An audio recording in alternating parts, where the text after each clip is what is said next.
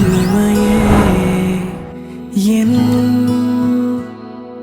வண்ண நிலவே வா என் அருகில் நான் உன்னில் வாழ சங்கரி சிஸ்டர் ரம்யா அக்கா ரொம்ப ஜாலி டைப்பு. அப்புறம் நல்லா சமைச்சு கொடுப்போம், போயிட்டு நல்லா சண்டை போடுவோம், பேசி ஜாலியாக இருப்போம். அதை மாதிரி அத்தா கூடயும் ஜாலியாக இருக்கும். அப்படி மாதிரி